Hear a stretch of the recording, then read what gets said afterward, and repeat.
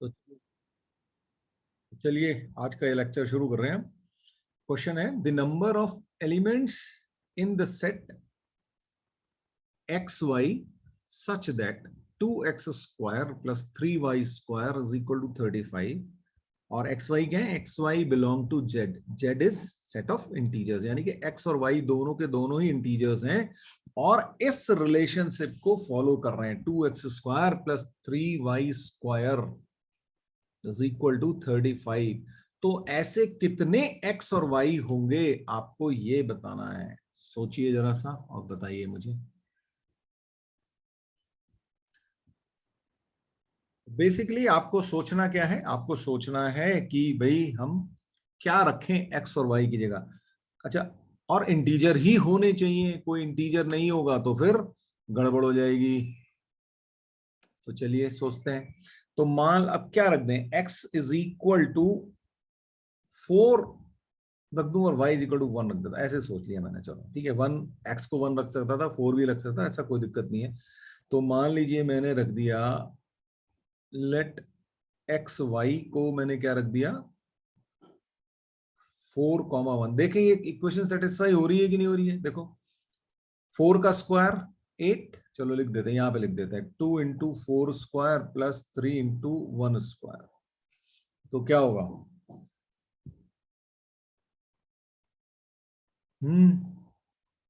16 into 2 32 plus 3 35। ठीक है, तो यानी कि 4 और 1, यस एक हो गया। अच्छा, अगर 4 और 1 है तो क्या होगा, तो भाई प्लस माइनस 4 भी होगा और प्लस माइनस 1 भी होगा, है ना। तो इसका मतलब यहां से 4 मिल जाएंगे। अब 4 ऐसे मिल सकते ना एक्स और वाई, मतलब ऐसे कैसे करोगे आप, एक बार एक्स को प्लस लोगे, एक बार वाई को प्लस लोगे, तो एक बार ये बन गया, है ना। और एक बार एक्स को माइनस ले लोगे, वाई को प्लस ले लोगे, ऐसे ले लोगे। फिर ऐसे ही एक बार एक्स को प्लस ले लोगे, वाई को नेगेटिव ले लोगे, और एक बार दोनों को ही नेगेटिव ले लोगे। ठीक है, तो 4 ऑप्शंस आ गए, 4 तो ये हो गए, कुछ और भी हो सकता है। तो x इज इक्वल, इसकी जगह में X Y is equal to 2,3 रख दूं तो भी चलेगा क्या, देखते हैं। 2 into 2 square plus 3 into 3 square कितना हो गया 8 और 27, ये भी आ गया 35। तो यहां से 2 3 अगेन प्लस माइनस 2 और प्लस माइनस 3, ठीक है, प्लस माइनस 2 और प्लस माइनस 3, यानी कि 4 यहां से मिल गया आपके पास। तो आपका आंसर क्या आ गया 8। तो इस तरीके से आपको क्वेश्चन सोचने हैं। अब आप समझ ही गए होंगे ऑप्शंस हैं, तो ये क्वेश्चन ऑफ कोर्स जेई में पूछा गया।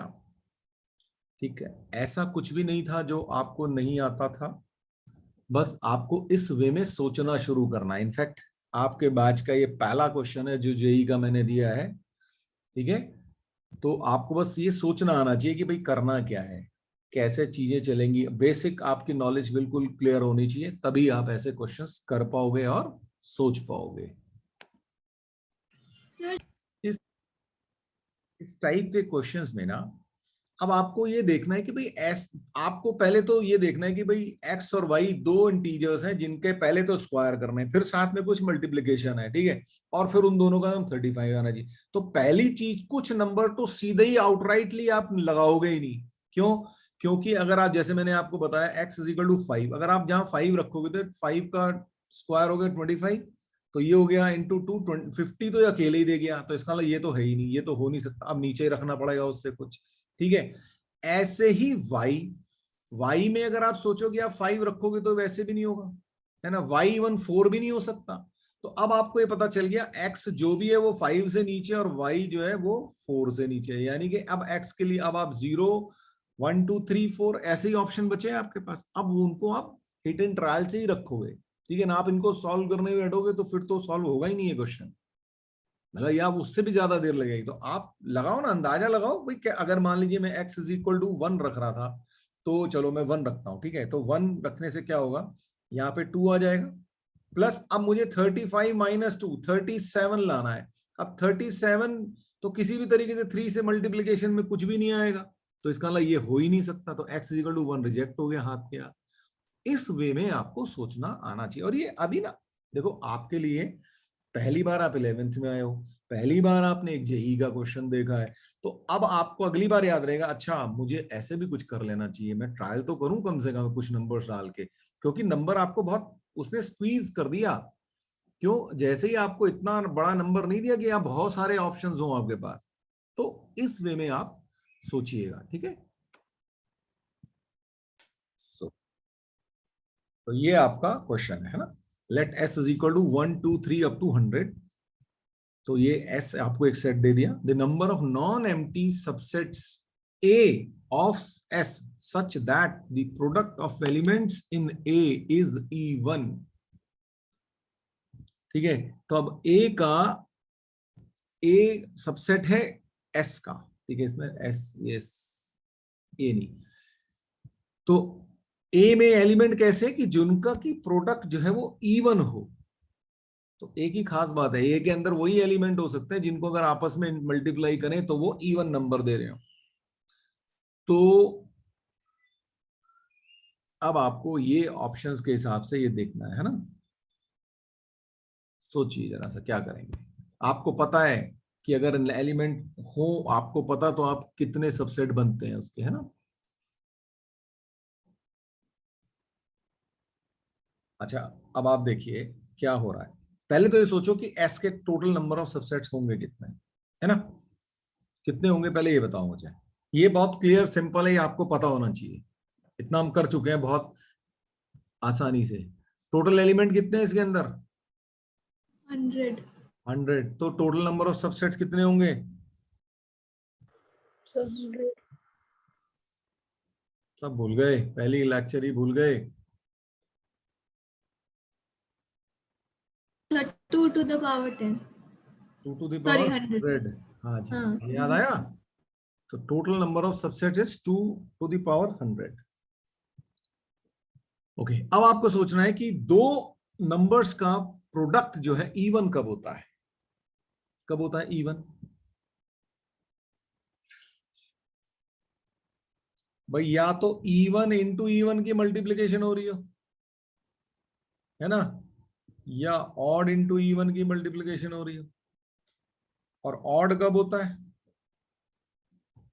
ऑड इंटू ऑड भाई, और इवन इंटू इवन यानी कि 2 इंटू 4 कर रहे हो, 2 इंटू 8 कर रहे हो, 2 इंटू 50 कर रहे हो, तो क्या होगा? इवन ही आएगा।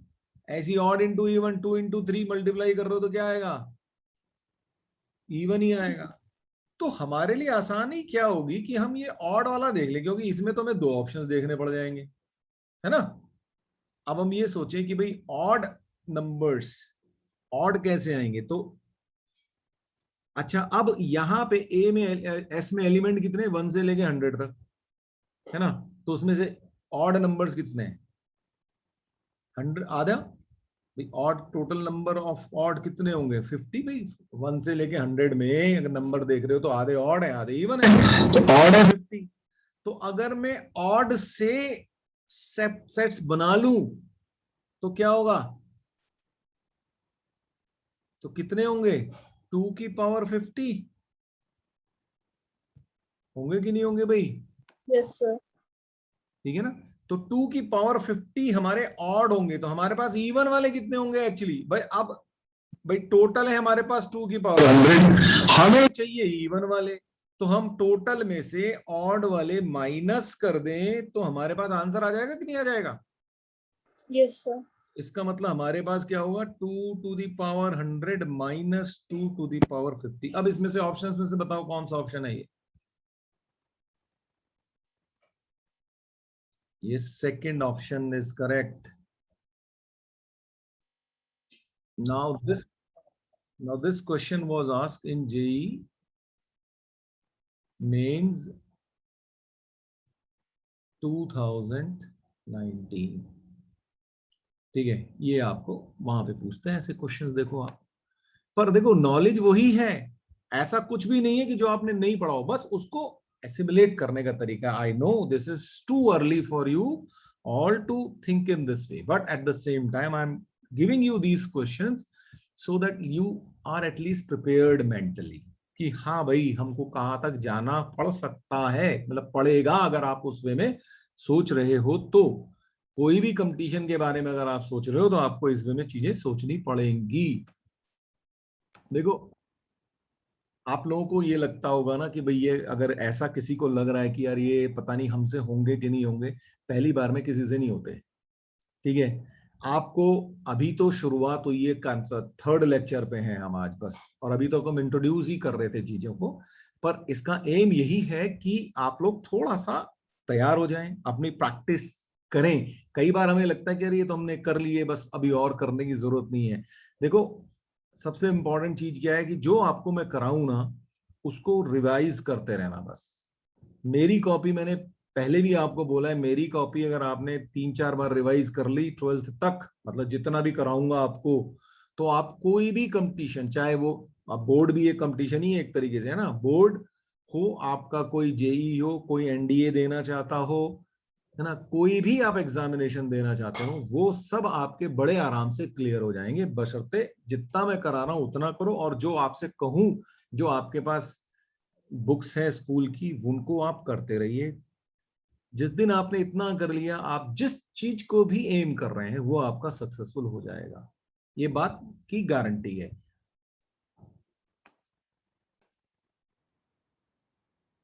ओके, अब देखिए, two finite sets have m and n elements, then total number of subsets of the first set is 56 more than the total number of subsets of the second.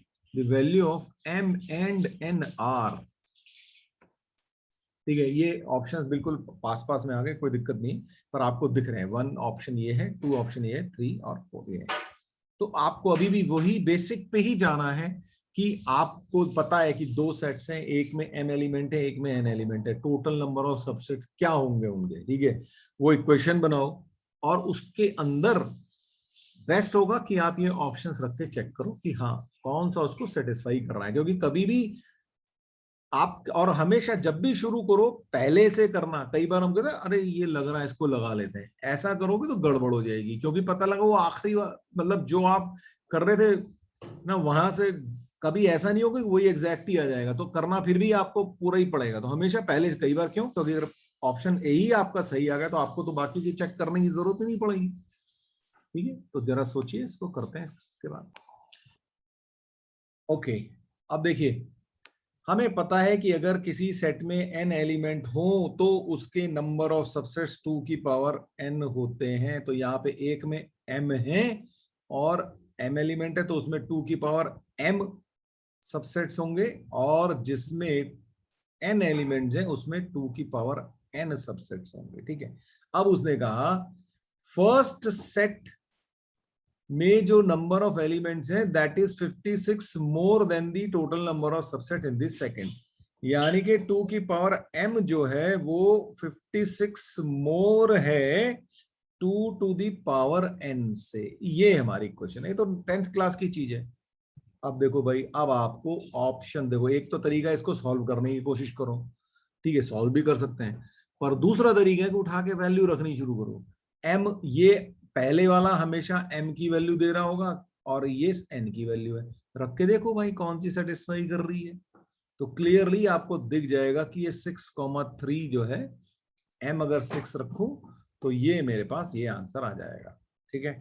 मान लीजिए अब आपका मन नहीं है, आपको नहीं साहब हम नहीं करेंगे, हमें तो इसको सॉल्व ही कराओ, तो चलो ऐसा सोचते हैं कि फिर अब इसको सॉल्व करने की कोशिश करते हैं। पर अभी भी बोल रहा हूँ, ऑप्शन देख के पुट करके ज्यादा आसान होगा कंपेयर कि हम उसको सॉल्व करने बैठ जाए, ठीक है। ये ऐसे लिख लेंगे अगर हमें सॉल्व करना है तो 56 को हम कैसे ब्रेक कर सकते हैं भाई, हमें दो चीजों में, दो पार्ट में ब्रेक करना है, तो 8 इंटू 7 56 होता है, ठीक है।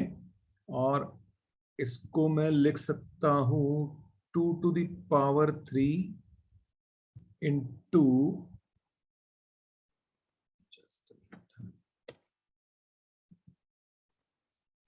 जस्ट ए सेकेंड,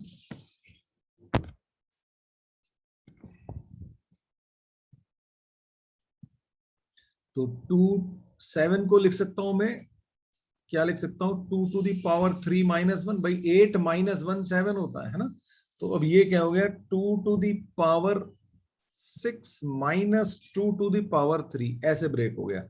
तो यहां से अगर मैं कंपेयर कर लूं तो मुझे सीधे सी, सॉरी ये n होगा, तो यहां से दिख रहा है कि भाई m इज इक्वल टू 6 होगा और n इज इक्वल टू 3 होगा। पर अब आपको ये भी दिख गया होगा कि आसान कौन सा तरीका है। ठीक है, तो ऑप्शन रखो, और वो दिए ही इसलिए जाते हैं कई बार, है ना। अब ऐसा हमेशा नहीं होगा, ये भी पक्की बात है, लेकिन जहां पे हो वहां तो कर डालो। ओके, अब बात करेंगे ऑपरेशंस ऑन सेट। हमारे सेट्स पे हम क्या क्या ऑपरेशंस कर सकते हैं, ठीक है। सबसे पहला जो आता है वो है यूनियन, ठीक है, बहुत इंपॉर्टेंट।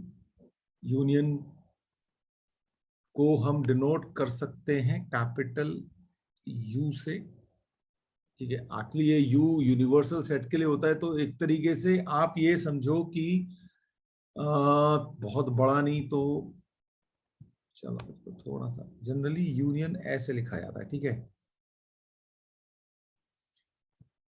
और इसका मतलब ये भी होता है और, बोथ, ठीक है। अच्छा, अब मैं इसको ना, एक चीज होती है वेन डायग्राम, ठीक है, VEN, वेन डायग्राम। अब वो क्या होता है, देखो हम किसी सेट को एक सर्कल से दिखा सकते हैं, ठीक है।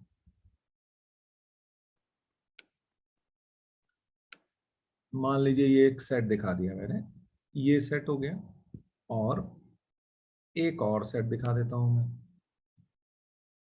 मान लीजिए ये दिखा दिया, ठीक है। तो अब देखो, इसको मैं सेट ए बोल दूं, ये वाला सर्कल, और इसको मैं सेट बी बोल दूं, ये दूसरे वाला सर्कल, ठीक है। ये सर्कल और ये सर्कल, यानी कि इसके अंदर, इस सर्कल के अंदर जितने भी एलिमेंट्स होंगे, है ना, वो सेट ए के अंदर होंगे, और इस वाले सेट में बी में जितने भी होंगे वो सेट बी में होंगे। तो होगा क्या कि भाई ए यूनियन बी का मतलब क्या होगा, ए यूनियन बी का मतलब ये होगा कि ये सारा का सारा एरिया, यानी कि ये पूरा का पूरा एरिया, ठीक है, ये भी इंक्लूड हो जाएगा। मतलब क्या हो गया, जो ए यूनियन बी, मतलब सेट ए यूनियन बी की बात हो रही है, तो ए यूनियन बी का मतलब जो ए में है और जो बी में है, तो वो हो गया ए यूनियन बी। अच्छा, एक चीज और करते हैं, इसको एक रेक्टेंगल के अंदर लगा लेते हैं,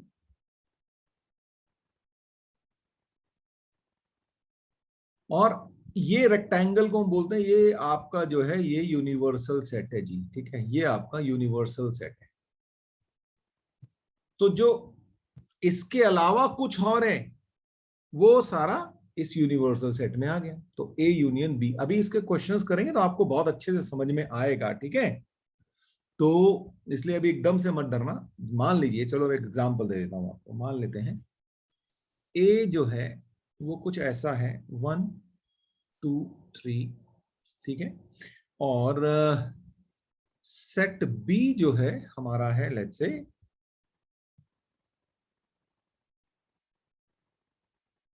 ठीक, 1 3 6 7। तो ए यूनियन बी क्या होगा, जो ए में है और जो बी में है, दोनों के जितने भी एलिमेंट बन रहे हैं वो हम लिख देंगे। अच्छा, 1 तो अब 2 बार तो लिखेंगे नहीं हम, तो क्या हो जाएगा, 1 2 3, और उसके अलावा कौन कौन से भाई, 1 3 तो है ही यहां पे, तो उसको दोबारा तो लिखेंगे नहीं, 6 7। तो ये आपका ए यूनियन बी हो गया, ऐसे आप कर सकते हो।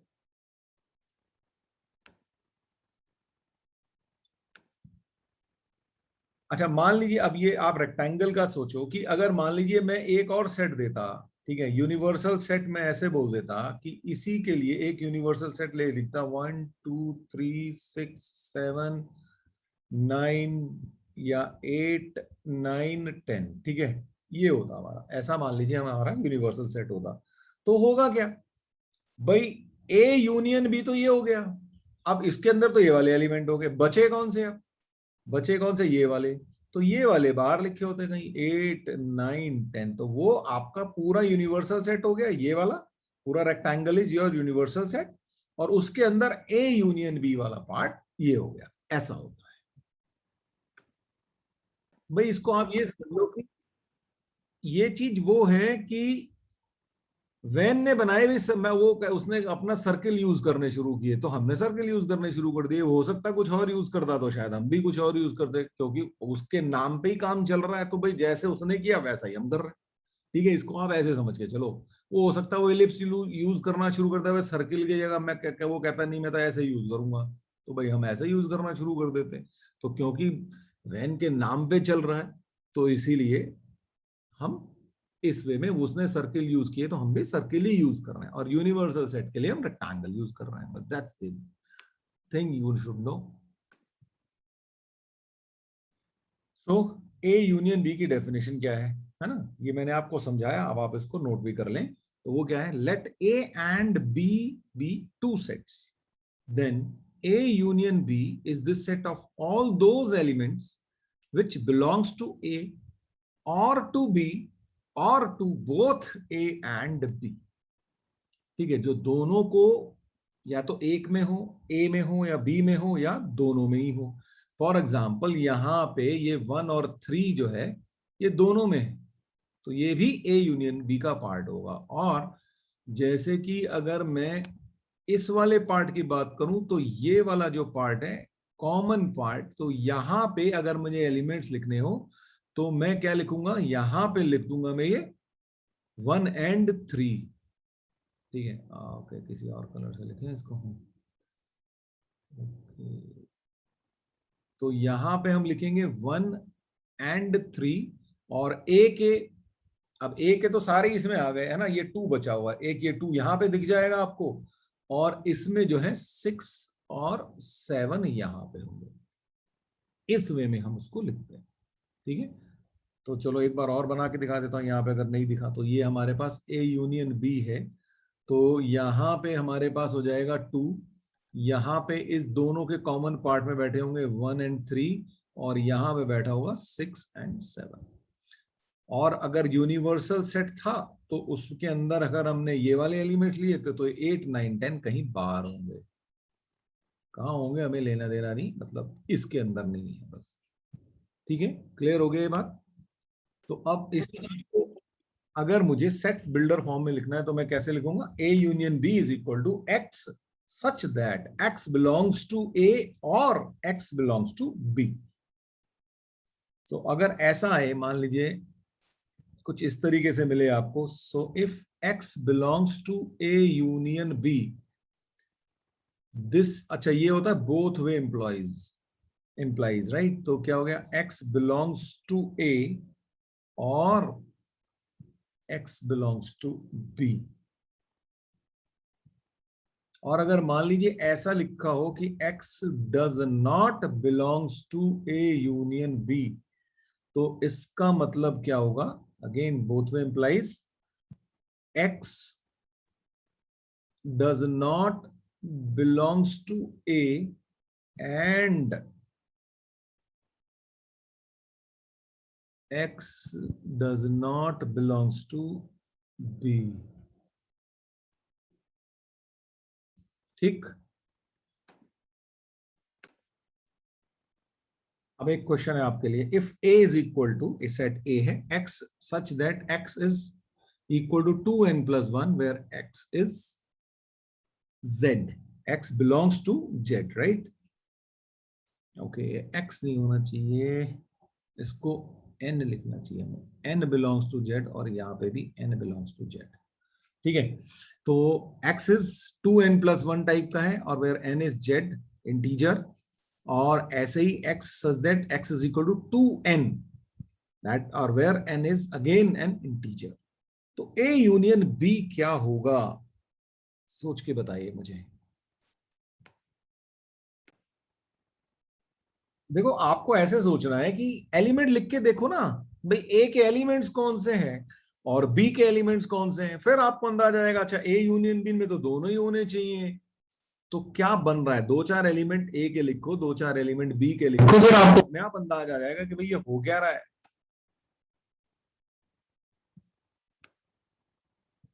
ये पावर में नहीं है, ये 2n लिखा है, 2 की पावर n नहीं लिखा है, ये ध्यान रखें प्लीज।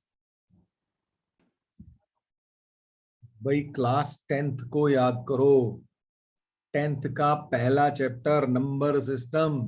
2n+1 क्या होते थे, क्या लिखते थे, ऑड नंबर्स, है ना, लिखते थे। और 2n क्या होते थे, इवन नंबर्स।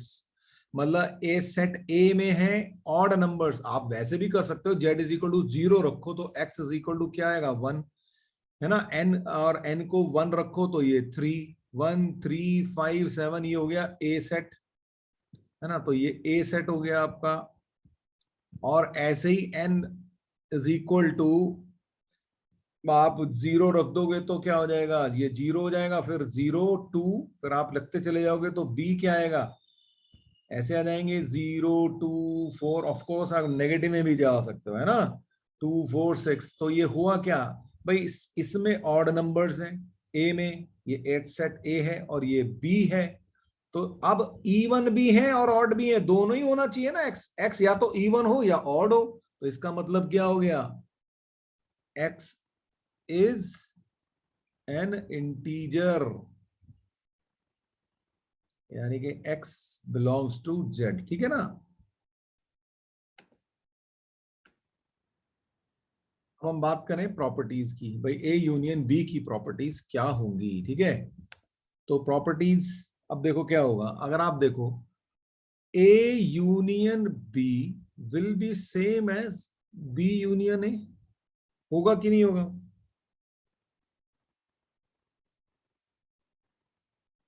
यस और नो। Yes, भाई sir. है ना, आपका ये ए यूनियन बी है पूरा का पूरा, ये चीज अगर ए यूनियन बी है तो बी यूनियन ए भी वही बात है। और इसको बोलते हैं कम्यूटेटिव प्रॉपर्टी, है ना। ये सब आपने पढ़ा हुआ है, क्लास 6 7 में आ जाता है ना, कम्यूटेटिव एसोसिएटिव ये सब, है ना। अच्छा, अच्छा अब एक बार बताओ, ए यूनियन ए यानी कि सेम चीज का यूनियन सेम के साथ करें तो क्या होगा, ए ही आएगा। अच्छा, अगर जब जैसे हमने 2 सेट्स का यूनियन लिया, ऐसे ही हम 3 सेट्स का यूनियन भी ले सकते। A union B union C is equal to A union B union C, ठीक है। क्यों, अच्छा तीसरा सेट अगर मुझे लेना हो तो क्या हो जाएगा, ये देखो ये तीसरा यहां पे आ जाएगा, तो ये ए, ये बी और ये सी, 3 बन जाएंगे, ठीक है। तो इसको, इस पे क्वेश्चंस करेंगे हम, अभी आप चिंता ना करें, A union B union C पे भी क्वेश्चंस करेंगे, अभी तो बेसिकली आपको समझा रहा हूं, ठीक है। इसको बोलते हैं एसोसिएटिव प्रॉपर्टीज, सिर्फ इस लिखा रहा हूं ताकि आपको याद रहे, लेकिन अभी क्वेश्चंस करने बाकी हैं इस चीज पे, ठीक है। अच्छा, ए यूनियन यू, उन यूनिवर्सल सेट के साथ यूनियन क्या होगा, फिर तो यूनिवर्सल सेट ही आने वाला है क्योंकि वही बड़ा है, तो पूरा का पूरा आ जाएगा। अच्छा, ए यूनियन फाई, अच्छा ये आप लोग जरा मुझे सोच के बताएं कि ए यूनियन फाई क्या होगा। देखो भाई, ए यूनियन फाई मतलब एक तरफ तो कोई सेट है ए और एक तरफ एक नल सेट है, तो उन दोनों का जब हम यूनियन लेंगे तो क्या होगा, सेट ए ही तो आएगा। भाई यूनियन में करते क्या, हम तो दोनों को क्लब कर लेते हैं, तो भाई जब खाली है तो वो भी आ गया साथ में, वो पूरा सेट तो ए आएगा ही आएगा। अच्छा अब सोचो, अगर A is a proper subset of B, ठीक है, देन A यूनियन B क्या होगा, अब ये सोच के बताओ। तो इसका आंसर होगा B, क्यों भाई? आप देखो, A is a subset of B, इसका मतलब ये अगर ये सेट ए है, इसका सबसेट ये बी का सबसेट है, यानी कि बी इससे बड़ा होगा, है ना? तो ये बी है, तो ऑब्वियसली जब इन दोनों का यूनियन लेंगे तो बी तो आएगा, बड़े वाली चीज आ जाएगी। तो ये ए यूनियन बी जो है वो बी हो जाएगा, अगर वो उसका प्रॉपर सबसेट है तो। अब देखिए, अब बात करेंगे intersection. Let A and B, ये यहाँ पे कैपिटल होना चाहिए, इसको मैं ठीक कर देता हूं, क्योंकि सेट को हम कैपिटल बी से डिनोट करते हैं। Let A and B be two sets, the intersection of A and B is the set of all those elements that belong to both A and B, यानी कि सिर्फ और सिर्फ वही एलिमेंट लोगे जो A में भी हैं और B में भी हैं, कॉमन होने चाहिए दोनों के दोनों, है ना? फॉर एग्जाम्पल अगर मैं A को ले लूं, let's say A B C D, ये 4 एलिमेंट हो गए इसमें, और लेट्स से बी में सी बी एफ जी, ये कोई एलिमेंट हो गए, तो ए इंटरसेक्शन बी में कौन कौन से एलिमेंट हो गए जो ए में भी हैं और बी में भी हैं, दोनों में कॉमन है, तो कौन कौन से हो गए वो? तो ए इंटरसेक्शन, इंटरसेक्शन को जब हम दिखाते हैं तो इसको उल्टा करके यूनियन का उल्टा कर दिया, ठीक है? तो ये आपका इंटरसेक्शन हो गया। तो इस वे में आपको ध्यान रखना है। तो ऐसे ही अगर मैं वेन डायग्राम की बात करूं, तो अगर ये मेरा एक सर्कल है और ये एक और सर्कल है, तो ये जो पार्ट है ये कॉमन वाला, this is my A intersection B, provided अगर मेरा ये पूरा सेट सर्कल ए है और ये सर्कल जो है पूरा सेट बी है तो। अब देखो, तो अगर हमें लिखना हो तो हम कैसे लिखेंगे? A intersection B is equal to x such that x belongs to A and x belong to B। देखो वहां पे क्या था? और था, या तो x A का पार्ट था या B का पार्ट था, जब हम यूनियन की बात कर रहे थे। इंटरसेक्शन की बात करेंगे तो x को A में भी होना है और x को B में भी होना है, ठीक है? तो इसीलिए हमने सिर्फ कॉमन लिया था। तो अच्छा, इसका मतलब ये भी हो गया कि A intersection B is a subset of A. Obviously दिख रहा है भाई, ये जो हमारा शेडेड पार्ट है ये वाला, ये ए का भी पार्ट है और ये बी का भी पार्ट है, तो सेम चीज यहीं पे लिखी है, देखो, है ना? नोटेशन के फॉर्म में लिख दिया, पर आपको वो दिख रहा है visually, you can see that कि भाई हाँ, ये शेडेड पार्ट सर्कल ए का भी पार्ट है और सर्कल बी का भी पार्ट है, तो वही चीज ये यहाँ पे लिखी हुई है। और एग्जाम्पल लें इसके लिए तो लेट्स से, अच्छा मैं एक एग्जाम्पल लिख देता हूं तो आप लोग मुझे बताइएगा उसका आंसर, ठीक है?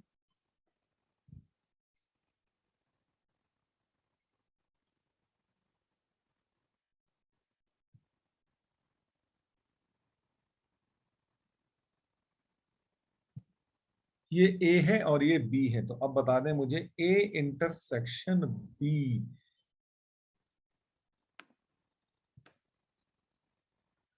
तो यही बताया आपने 2 4 और 6, क्योंकि यही दो, ये 3 एलिमेंट जो इसमें कॉमन है, तो वो हमारा ए इंटरसेक्शन बी हो जाएगा।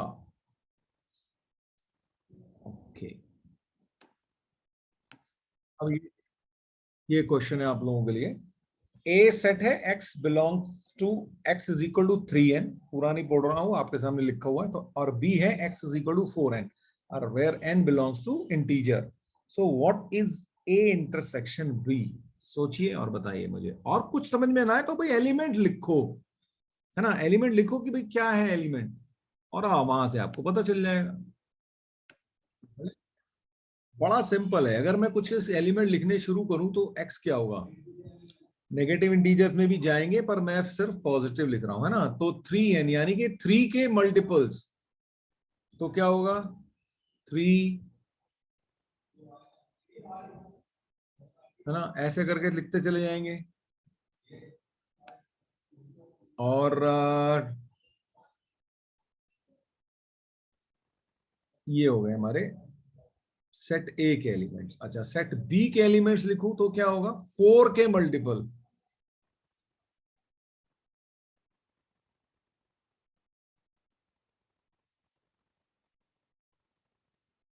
है ना? तो ये एलिमेंट्स हो जाएंगे। तो अब हमें जो एलिमेंट लिखने हैं ए इंटरसेक्शन बी के, उसका मतलब क्या होना चाहिए? उसको 3 का मल्टीपल भी होना चाहिए, उसको 4 का मल्टीपल भी होना चाहिए।